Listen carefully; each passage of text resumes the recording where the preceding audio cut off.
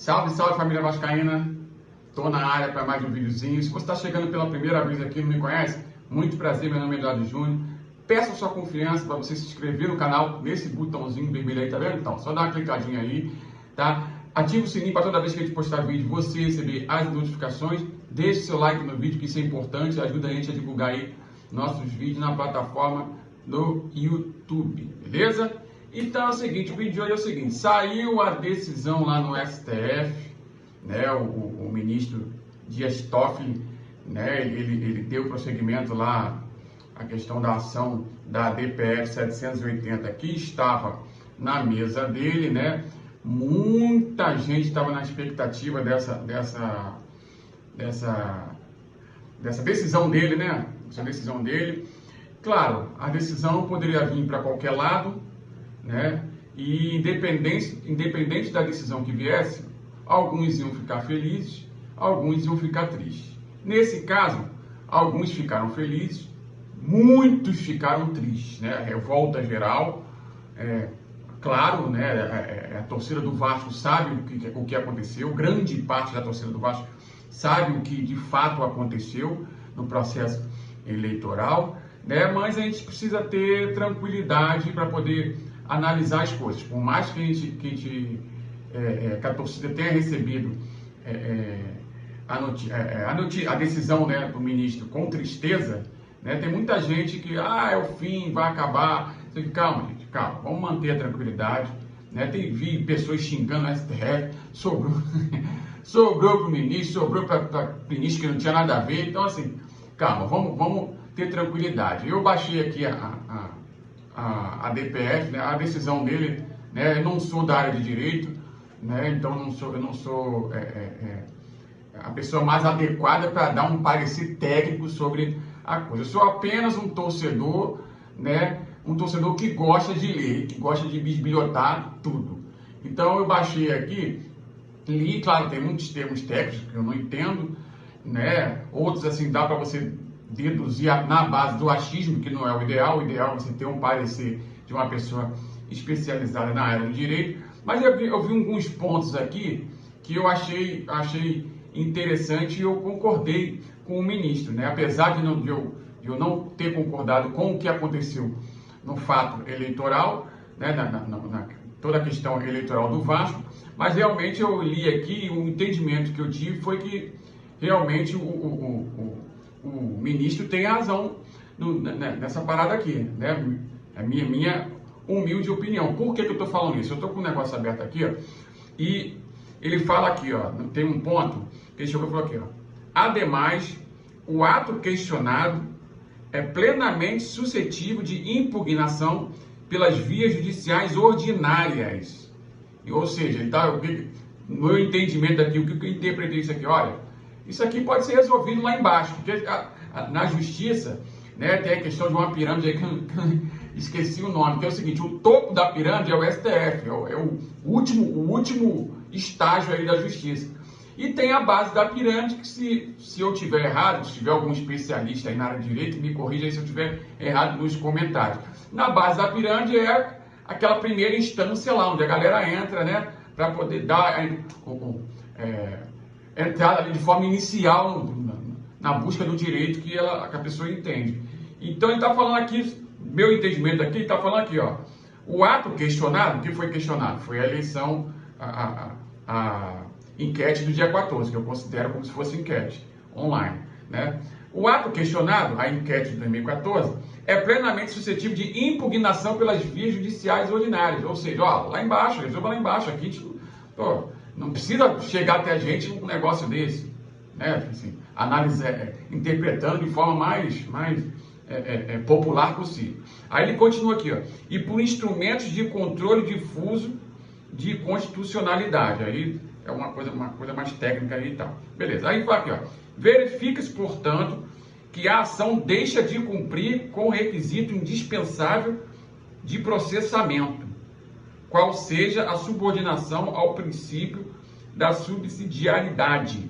Aí é o termo técnico, né? Mas depois ele põe aqui, ó: fixado no artigo 4º, parágrafo 1º da lei 9.882/99, segundo o qual, aí vem a explicação, ó, não será admitida a arguição de descumprimento de preceito fundamental, que é a DPF, né, quando houver qualquer outro meio eficaz de sanar a lesividade. Ou seja, o que eu entendi sobre isso aí foi aquilo que eu falei antes, ó.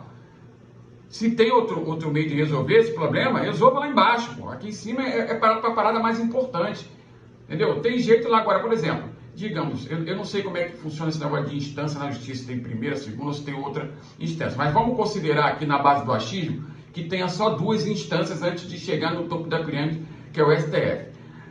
O que ele está falando? Ó, resolva lá embaixo. Primeira instância, então resolva, tem mecanismo para resolver isso lá embaixo. Ah, mas não resolveu na primeira instância. Então vamos para a segunda. Aí para a segunda, o cara vai analisar ali, né? Olha, não, isso aqui de repente aconteceu um erro também, aí não tem para quem recorrer. Aí o cara, não, vamos jogar lá pro topo da pirâmide. Aí o cara pega, né, o ministro lá do topo da pirâmide e analisa, ó, não, realmente aconteceu erros aqui e tal, na primeira instância. Isso aqui. Qual foi o resultado da segunda instância aí? Deixa eu ver aqui. Ih, mas aconteceu erro também. Aconteceu erro. A gente julga, vamos julgar aqui. Eu posso julgar de forma monocrática, né, que é só o juiz dando a decisão, ou então vou levar para o colegiado. Aí vamos imaginar aqui o cenário que ele levou para o colegiado. Ó, galera, e aí, o que vocês acham? Não, realmente houve erro aqui, então vamos bater o martelo para poder corrigir isso. Aí vai e bate o martelo. Né? Foi o que eu entendi aqui. E tem um outro ponto aqui lá no final, que ele fala assim, ó. Olha o que ele fala. Por fim, ressalto a necessidade de não se ampliar desmedidamente o âmbito de cabimento da DPF, sob pena de banalizar o Instituto e assim esvaziar o seu elevado significado de instrumento vocacionado à tutela objetiva dos preceitos fundamentais da Constituição de 1988. Pois é, imagina o seguinte cenário, você começa a banalizar isso tudo aí, somos 210 milhões de habitantes, né? Aí, claro que quando você busca alguma questão na justiça, cada lado vai defender o seu ponto de vista. Aí imagina se ele começa a aceitar, se o STF começa a aceitar isso tudo aí. Aí vira bagunça, entendeu? Vira bagunça, porque se o cara pode resolver isso na primeira instância, o cara, não gostei, não fui muito com a cara da primeira instância, não, vou logo direto no STF para resolver o problema. Não, pô, aí, tu imagina, se em condições normais de temperatura e pressão, eles têm uma opção de coisa para resolver, se resolver coisa, passar a abraçar coisas que podem ser muito bem resolvidas lá na base da pirâmide, fica complicado, né? Então, assim, eu na minha humilde opinião, baseada no quê? No achismo de um torcedor, né? Não sou da área de direito, como eu falei, eu acredito que esteja correto, sim, essa decisão do ministro lá, do Dias Toffoli, né? Do STF. Né? Então, assim, era para ter sido resolvido esse problema, primeiro que assim, não era nem para ter sido judicializado, né? Porque existe um estatuto, lá ele fala os direitos e obrigações dos sócios e as regras, né, vigentes naquela sociedade ali, que é a sociedade vascaína.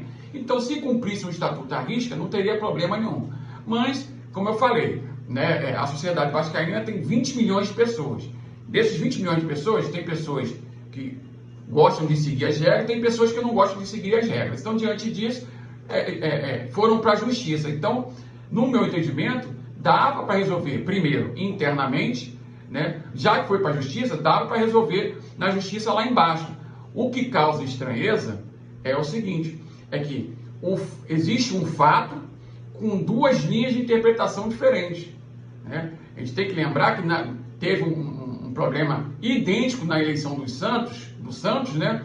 E que parece que o sócio entrou na justiça pedindo eleição, não sei se foi presencial, e a justiça de São Paulo determinou, não, cumpra-se o estatuto, que são as regras vigentes do processo eleitoral. Se no estatuto está previsto eleição híbrida, vai ser eleição híbrida. Se tiver previsto eleição presencial, vai ser eleição presencial. Isso eu considero ser básico isso aí, né? Então, a Justiça de São Paulo teve um entendimento, a Justiça do Rio teve outro entendimento, né? E todos eles baseados no mesmo fato. Então, assim, isso causa estranheza. Isso que causou estranheza e causou a revolta da torcida aí, né? Porque a torcida sabe tudo que foi feito no processo eleitoral. Ela sabe. Então, não adianta querer testar a inteligência do torcedor, porque o torcedor sabe. Então, por isso que causou essa revolta toda aí. Dava para resolver isso internamente e na base da pirâmide da justiça aí. Então, agora a gente esfriar a cabeça, tá? Esfriar a cabeça, a gente tem que lembrar que a gente está numa luta árdua aí para não cair, suando sangue para não cair, né? E já que o STF decidiu isso aí, cabe a gente respeitar, aceitar. Alguns vão aceitar, outros não vão aceitar. É normal isso aí. Mas respeitar, a gente tem que respeitar. Porque se não respeitar, se as pessoas começarem a não respeitar as instituições, por mais que falhas aconteçam, né? Se passarem a não respeitar as instituições, a nação mesmo. A nação pode fechar as portas. Então, assim, vamos focar nessa luta árdua para a gente não cair aí, porque tem questão de diminuição de cota de TV, e se isso acontecer, o que está ruim pode piorar.